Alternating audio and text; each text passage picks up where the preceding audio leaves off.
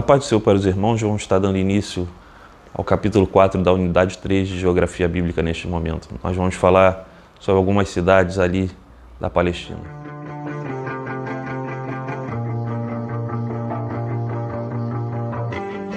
Vamos falar sobre a Judéia. A Judéia é a região de Jerusalém. Você tem a Judéia, a Galileia, são regiões ali da Palestina, muito citadas na época de Jesus, e quando se fala em Judéia, nós pensamos em Belém, nós pensamos em Jerusalém. Jerusalém é uma cidade onde toda a religião judaica girava em torno dela. Jerusalém é a cidade escolhida por Deus, a cidade santa, o templo ali estava. Então toda a religiosidade dos judeus estava ao redor de Jerusalém.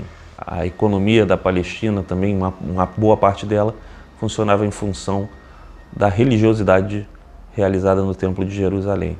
Quando a gente fala de Judéia, nós precisamos lembrar que a Judéia ela se tornou um território após a tomada do Império Romano.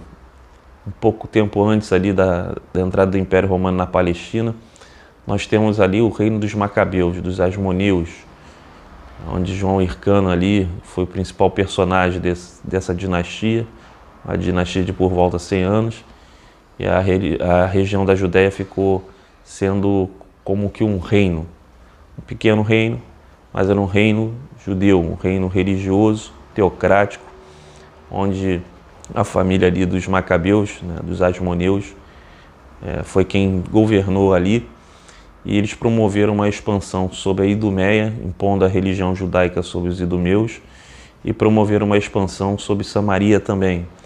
Isso promoveu a desavença entre judeus e samaritanos.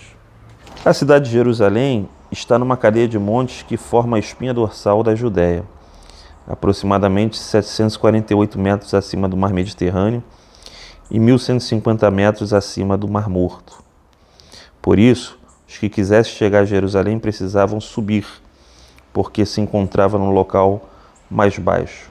Daí vem a expressão no texto bíblico, subiram para Jerusalém. A compreender que essa expressão provém justamente da questão do relevo, da altitude. Então, subiram para Jerusalém estava se referindo à condição do local onde a pessoa que estava indo para Jerusalém se encontrava. Para onde ela estava indo teria que subir, que era para Jerusalém. Belém.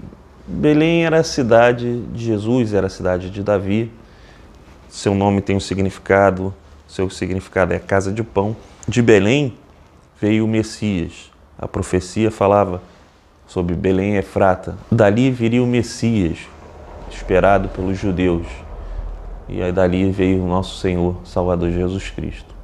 A cidade de Belém, quando conquistada pelos hebreus na tomada de Canaã, ficou sob o domínio da tribo de Judá e é também denominada nas escrituras de Belém de Judá, Belém da Judéia e cidade de Davi. O rei Herodes ordenou que todas as crianças com menos de 2 anos de idade, na época de Cristo, do nascimento de Jesus, fossem mortas em Belém, na tentativa de eliminar o futuro rei dos judeus. No entanto, José e Maria e o menino Jesus fugiram para o Egito. Isso se encontra no Evangelho de Mateus, capítulo 2, versículo 14.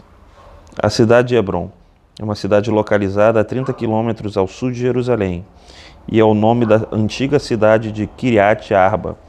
Gênesis 23, 2 é a referência, onde Sara teria falecido. É a mais alta cidade da Palestina, pois está aproximadamente 975 metros acima do Mar Mediterrâneo. Os patriarcas Abraão, Isaque e Jacó habitaram durante um período em Hebrom. E os filhos de Jacó, à exceção de José, também foram sepultados nessa cidade, de acordo com o historiador Flávio Joséfo. Hebrom foi a primeira capital do reino de Israel, passando posteriormente para Jerusalém. Davi foi coroado, ungido rei, na verdade, em Hebrom. Ali se iniciou o reinado de Davi, que foi estendido até que ele ocupasse Jerusalém e dali ele reinasse da cidade que Deus escolheu para ele reinar. Betânia e Emaús. Betânia era uma aldeia com 3 quilômetros ao sudeste de Jerusalém, na proximidade do Monte das Oliveiras. Era a cidade de Marta, Lázaro e Maria. amigos de Jesus, onde Jesus ressuscitou Lázaro. Emaús era uma aldeia a 12 quilômetros de Jerusalém, onde Jesus encontrou os 2 discípulos que caminhavam que não reconheceram. Jesus, no caminho de Emaús, ele aborda aqueles 2 discípulos e os 2 discípulos não conseguem identificá-lo. E foi necessário ali que Jesus ele estivesse palestrando com aqueles 2 para que os 2 conseguissem ser iluminados por Jesus a ponto de reconhecer ele somente lá no partir do pão. O trabalhar de Jesus ali naquele caminho de Emaús foi um trabalhar de modo a esclarecer, trazer entendimento, a trazer à tona aquilo que os discípulos não conseguiam ver. E é nesse caminho que os discípulos eles conseguem verdadeiramente compreender quem é a pessoa do Messias e compreender as Escrituras. Mesmo tanto tempo ouvindo as Escrituras, naquele caminho Jesus ele vai ministrando ali aos corações e ali quando eles partem o pão, eles conseguem finalmente identificar a pessoa de Jesus e compreender o mistério de Deus acerca da ressurreição de Cristo. Vamos falar agora um pouco sobre a cidade de Samaria. A cidade de Samaria foi uma cidade que foi capital do reino do norte, das 10 tribos de Israel. O reino ali iniciado por Jeroboão, um reino que viveu sempre em pecado, e Deus ele permitiu que o império assírio viesse e tomasse o povo por cativo e levasse para outros reinos vassalos da Síria, outras províncias da Síria, e trouxesse povos de fora para habitar ali. Então a Síria promoveu uma mistura, uma miscigenação ali de culturas. Se o povo já era idólatra, o povo da terra que permaneceu, se sobrou alguém, ficou mais idólatra ainda, que aí misturou diversas culturas com vários deuses. Mas ainda assim existia um templo de adoração a Deus no Monte Gerizim. E João Hircano, na época dos Macabeus, tentando impor o judaísmo ao pessoal de Samaria, ele destrói aquele templo.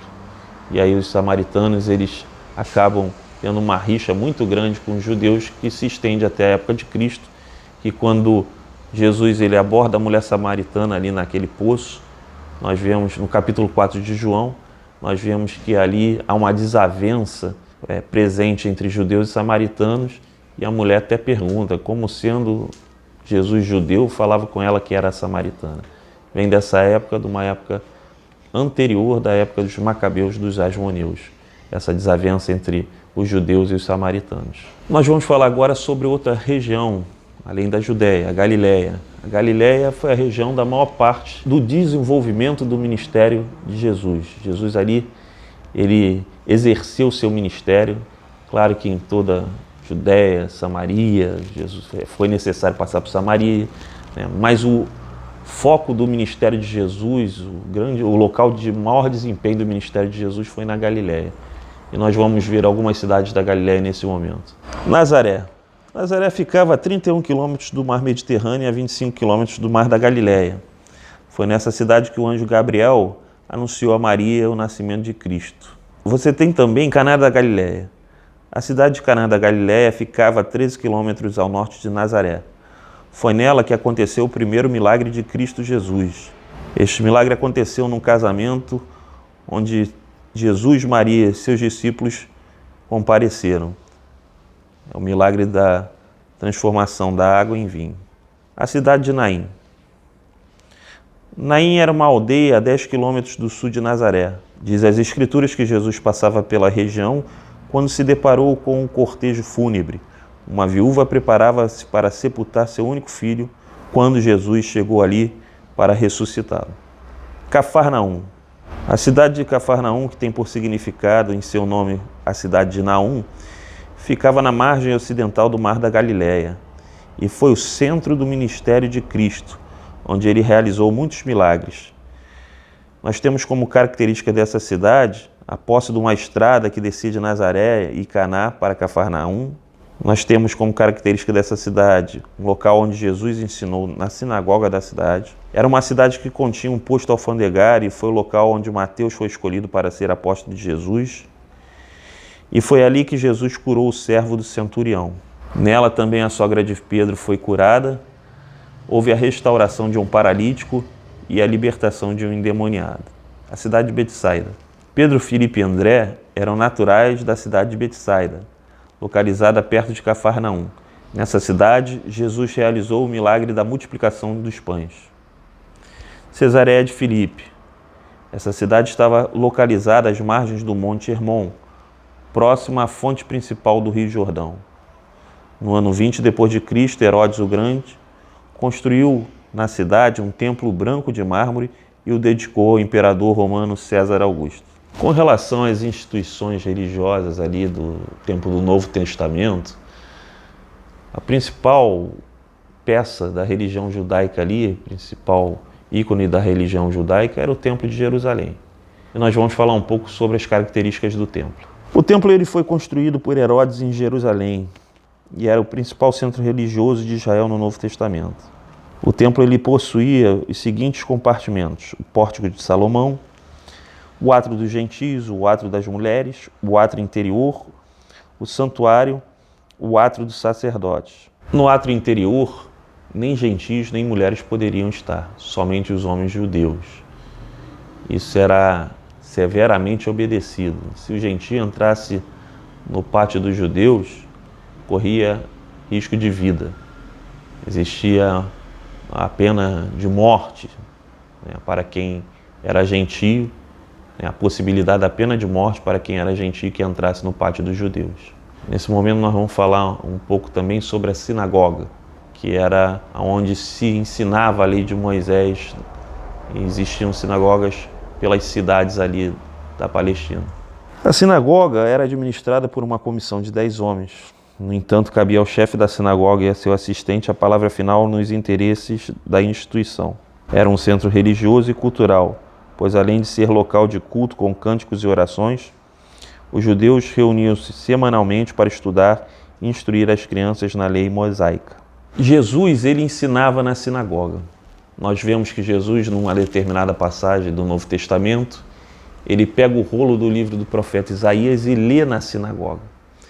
O estudo do judaísmo, ele é realizado da seguinte maneira: se lê uma porção da lei, onde se reflete sobre aquele ensinamento, e se lê uma porção dos profetas, os demais escritos, que é correlacionado ao texto anteriormente lido na porção da lei.